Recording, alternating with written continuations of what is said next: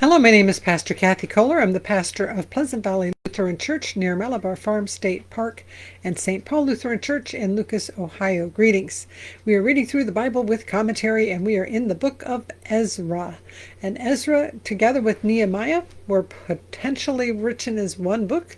And if not as one book, they were certainly written by the same people, very closely related. And they're both about people coming out of not captivity, but they were in exile to Babylon and then returning back to Jerusalem. So the first half of Ezra, or the first part, the first 6 chapters that we've read so far, people have come from Babylon to Jerusalem and rebuilt the temple and had a Passover. Now we're reading about Ezra himself, the person whom this is named after. And I don't have any water, and I need some water. So chapter 7 starts with after this, and according to my footnote, it's actually 58 years later. And part of the way that the scholars know how much later is because he keeps referring to various kings of Persia, Xerxes, Artaxerxes, and there are other sources of information about those kings besides the Bible, so they can have a feel for when this actually would have happened. So chapter 7 of Ezra. After this, in the reign of King Artaxerxes of Persia, Ezra, son of Seraiah, son of Azariah, son of Hilkiah, son of Shallum, son of Zadok, son of Ahitub, son of Amariah, son of Azariah, son of Meraiah, son of Zerahiah, son of Uzai, son of Bukai, son of Abishua, son of Phinehas, son of Eleazar, son of the chief priest Aaron. So, according to my footnotes, they've left out a bunch of people, and we know that because of Chronicles and Kings that list a lot more.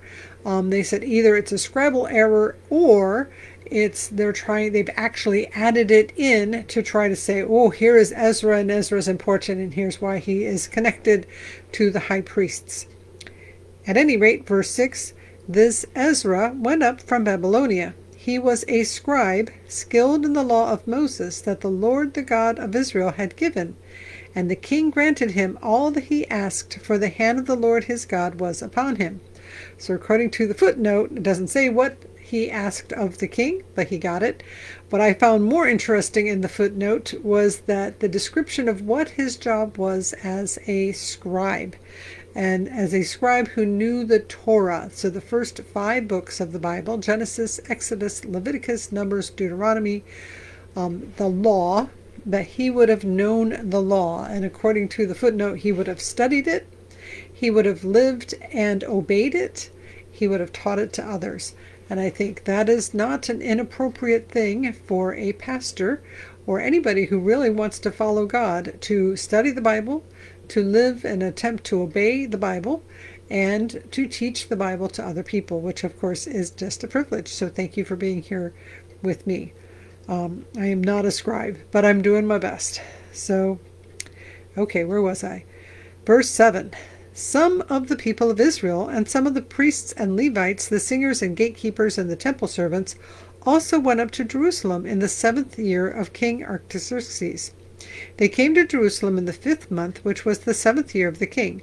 On the 1st day of the 1st month, the journey up from Babylon was begun, and on the 1st day of the 5th month he came to Jerusalem, for the gracious hand of his God was upon him. For Ezra had set his heart to study the law of God, and to do it, and to teach the statutes and ordinances in Israel. So it's taken about 14 weeks to make a 900-mile journey, and as we'll hear, he did not go by himself. And of course, we have to hear who else went with him. Verse 11, this is a copy of the letter that King Artaxerxes gave to the priest Ezra, the scribe, a scholar of the text of the commandments of the Lord and his statutes for Israel. Verse 12, Artaxerxes, king of kings, to the priest Ezra, the scribe of the law of the God of heaven, peace. And now I decree that any of the people of Israel, or their priests or Levites in my kingdom, who freely offers to go to Jerusalem, may go with you.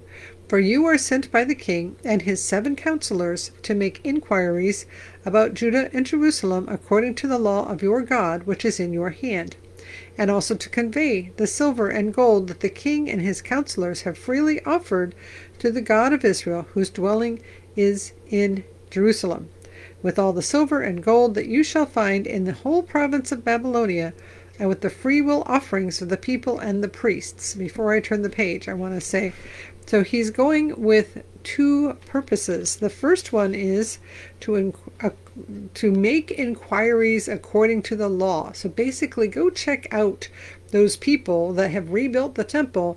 Are they doing it right? He is the expert, and he can go back and say, yes, they're getting it right, or no, they are missing part of what they are supposed to be doing. So the first reason that Ezra is going back to Jerusalem is to check on what's going on there. And the second reason is to take a bunch of offerings, gold and silver, that are coming both from the king, Artaxerxes, and also from anybody else who wants to give an offering to God. So I will pick up back on verse 16. With all the silver and gold that you shall find in the whole province of Babylonia, and with the freewill offerings of the people and the priests, given willingly for the house of their God in Jerusalem. Verse 17. With this money then you shall with all diligence buy bulls, rams, and lambs, and their grain offerings, and their drink offerings, and you shall offer them on the altar of the house of your God in Jerusalem. Whatever seems good to you and your colleagues to do with the rest of the silver and gold, you may do according to the will of your God.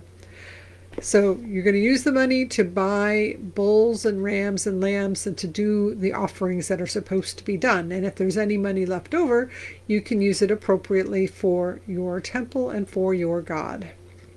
Verse 18, whatever seems good to you and to your colleagues to do with the rest of the, I just said that. With the rest of the silver and gold you may do according to the will of your God. Verse 19, the vessels that have been given you for the service of the house of your God you shall deliver before the God of Jerusalem, and whatever else is required for the house of your God, which you are responsible for providing, you may provide out of the king's treasury. Verse 21, I, King Artaxerxes, decree to all the treasurers in the province beyond the river, whatever the priest Ezra, the scribe of the law of the God of heaven, requires of you, let it be done with all diligence, up to 100 talents of silver, 100 cores of wheat, 100 baths of wine, 100 baths of oil, and unlimited salt. Whatever is commanded by the God of heaven, let it be done with zeal for the house of the God of heaven, or wrath will come upon the realm of the king and his heirs. We also notify you that it shall not be lawful to impose tribute, custom, or toll on any of the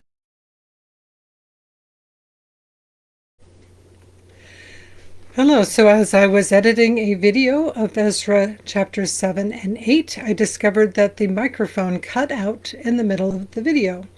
So this video is to re-record all of chapter 8 and a good portion of chapter 7, and I'm hoping that I can splice them together for the YouTube video. So if you're watching me on Facebook, that's what this is about.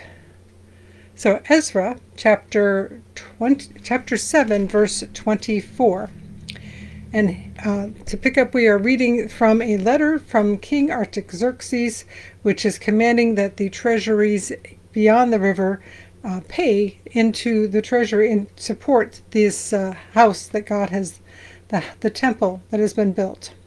Verse 24, we also notify you that it shall not be lawful to impose tribute, custom, or toll on any of the priests, the Levites, the singers, or the doorkeepers, the temple servants, or other servants of this house of God. So not only do the treasurers and the governors have to support the temple, they are not allowed to tax anybody who's working for the temple, so the original tax exempt.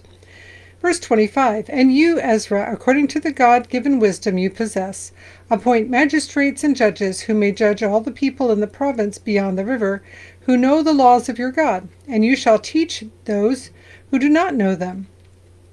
All who will not obey the law of your God and the law of the king, let judgment be strictly executed on them, whether for death or for banishment, or for confiscation of their goods, or for imprisonment. So they are expected to keep the law of the Persians, and they also get to keep their own law, the Torah, And Ezra is to teach everybody both the law of the kings of Persia and the Torah. Verse 27, Blessed be the Lord, the God of our ancestors, who put such a thing as this into the heart of the king, to glorify the house of the Lord in Jerusalem, and who extended to me steadfast love before the king and his counselors, and before all the king's mighty officers. I took courage, for the hand of the Lord my God was upon me, and I gathered leaders from Israel to go up with me. So at this point he's in Babylon or Susa, one of those, and preparing to return to Jerusalem, and he's got a letter and approval and money and support and all kinds of things. So now he's gathering people to go with him. Chapter 8, more names. These are the family heads, and this is the genealogy of those who went up with me from Babylonia in the reign of King Artaxerxes. And of course, it's very tempting to say, we could have just left the microphone off. It was just a bunch of names. But as we've said, the names matter. At least they mattered very much to the people who, if they could not prove that they were descended, then they could not serve in the temple. So they needed to be able to show, I belong to this family, and this family is connected in these ways. So, and it's a register, it's a recording. It's not, the Bible is not just a book of do this and do that. The book is also historical records, stories, moral stories, poetry, songs, all kinds of things. And this particular one is a record of people who returned from Babylon to Jerusalem. Verse 2, Of the descendants of Phinehas, Gershom; of Ithamar, Daniel; of David, Hattush; of the descendants of Shechaniah; of Parosh, Zechariah, with whom are registered 150 males; of the descendants of Pahath Moab, Eliehodir, Eliehoenai, son of Zerahiah, and with him 200 males; of the descendants of Zattu, Shechaniah, son of Jahaziel, and with him 300 males; of the descendants of Adin, Ebed, son of Jonathan, and with him 50 males; of the descendants of Elam, Jeshaiah, son of Athaliah, and with him 70 males; of the descendants of Shephatiah, Zebadiah, son of Michael, and with him 80 males; of the descendants of Joab, Obadiah, son of Jehiel, and with him 218 males; of the descendants of Bani, Shelomith, son of Josephiah, and with him 160 males; of the descendants of Bebai, Zechariah, son of Bebai, and with him 28 males; of the descendants of Azgad, Johanan, son of Hekatan, and with him 110 males; of the descendants of Adonikim, those who came later, their names being Eliphalet, Jeuel, and Shemaiah, and with them 60 males; of the descendants of Bigvai, Uthai, and Zechar, and with them 70 males. Okay, I think we're through it. Verse 15, I gathered them by the river that runs to Ahava, and there we camped 3 days. As I reviewed the people and the priests, I found there were none of the descendants of Levi. Then I sent for Eleazar, Ariel, Shemaiah, Elnathan, Jarib, Elnathan, Nathan, Zechariah, and Meshullam, who were leaders, and for Jarib and Elnathan, who were wise, and sent them to Iddo, the leader at the place called Casaphiah, telling them what to say to Iddo and his colleagues and the temple servants at Casaphiah, namely, to send us ministers for the house of our God. We need Levites. Send us some Levites. Since the gracious hand of our God was upon us, they brought us a man of discretion, of the descendants of Mali, son of Levi, son of Israel, namely Sherebiah, with his sons and his kin, 18. Also Hashabiah, and with him Jeshaiah, of the descendants of Merari, with his kin and their sons, 20, besides 220 of the temple servants whom David and his officials had set apart to attend the Levites. These were all mentioned by name. Verse 21, Then I proclaimed a fast there at the river Ahava, that we might deny ourselves before our God, to seek from him a safe journey for ourselves, our children, and all our possessions. For I was ashamed to ask the king for a band of soldiers and cavalry to protect us against the enemy on our way, since we had told the king that the hand of our God is gracious to all who seek him, but his power and wrath are against all who forsake him. So we fasted and petitioned our God for this, and he listened to our entreaty. I love that little passage because Ezra basically said to the king of Persia, we don't need an escort. God will protect us. We've got this. And then he's like, we better pray for God to be with us. And let's fast and pray and ask God to go with us and protect us, which God did. But I think it's very interesting that the reason that he had to pray very fervently, I think he's been praying anyway, but then he told the king, God will protect us. So then he prayed, oh, please, God, protect us. I just find that ironic. Verse 24, then I set apart 12 of the leading priests, Sherebiah, Hashabiah, and 10 of their kin with them. And I weighed out to them the silver and the gold and the vessels, the offering for the house of our God, that the king, his counselors, his lords, and all Israel there present had offered. I weighed out into their hand 650 talents of silver, is a huge amount of silver, and 100 silver vessels worth something talents. And we have a footnote, the number is missing because when this was written, probably 2,500 years ago, and then it got copied and copied and copied, and somehow along the way, the documents have gotten it pretty beat up, and they don't know what the number is, but I'm sure it was a lot. 100 silver vessels is worth a lot, whatever it's worth, and 100 talents of gold, 20 gold bowls worth 1,000 derricks, and 2 vessels of fine polished bronze as precious as gold. And I said to them, you are holy to the Lord, and the vessels are holy, and the silver and the gold are a free will offering to the Lord, the God of your ancestors. Guard them and keep them until you weigh them before the chief priests and the Levites and the heads of the families of the Lord. So the priests and the Levites took the silver, the gold, and the vessels as they were weighed out to bring them to Jerusalem to the house of our God. So he has a huge amount of silver, gold, and items. And so he's picked 12 leaders, 12 priests and Levites, and said, okay, priests, and said, please come out here. And so each of them gets an amount weighed out to him. And when they get to Jerusalem, they will weigh it out again, which is a great checks and balances, and spread it out, not have any one person carrying all of it. Verse 31. Then we left the river Ahava on the 12th day of the first month to go to Jerusalem. The hand of our God was upon us, and he delivered us from the hand of the enemy and from ambushes along the way. We came to Jerusalem and remained there 3 days. So you do a lot of traveling, and I forget if there was a footnote about how long it took. Yes, it was a 900-mile journey with about 5,000 people. So when they got to Jerusalem, the first thing they do is not go anywhere. Just rest for 3 days, basically. On the 4th day, within the house of our God, the silver, the gold, and the vessels were weighed into the hands of the priest Meremoth, son of Uriah, and with him Eleazar, son of Phinehas, and with them were the Levites, Jozabad, son of Jeshua, and Noadiah, son of Binnui.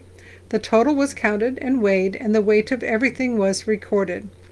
Verse 35, at that time those who had come from captivity, the returned exiles, offered burnt offerings to the God of Israel, 12 bulls for all Israel, 96 rams, 77 lambs, and as a sin offering 12 male goats. All this was a burnt offering to the Lord.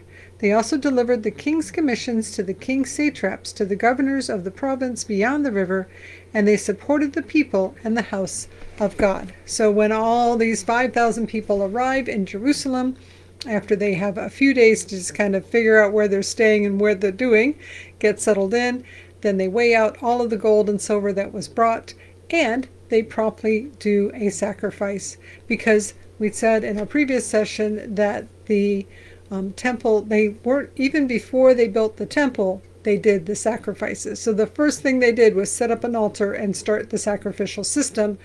Then they built the temple, and now this is over 50, I think I said it was 58 years later that Ezra is arriving with all these people. And of course, the first thing they're going to do is sacrifice to the Lord. I'm going to try to splice these two videos together. Hopefully this will work. Application, I don't even remember what my old application was. That you should pray and trust God. And if you tell somebody that God is going to protect you, then you should trust that God is going to protect you. And now may the Lord bless you and keep you. May the Lord make his face shine upon you and be gracious unto you. May the Lord look at you with favor and give you peace. In the name of the Father, and of the Son, and of the Holy Spirit. Amen. Go in peace. Like, subscribe, comment. Thanks so much for being here, and we will see you again next time.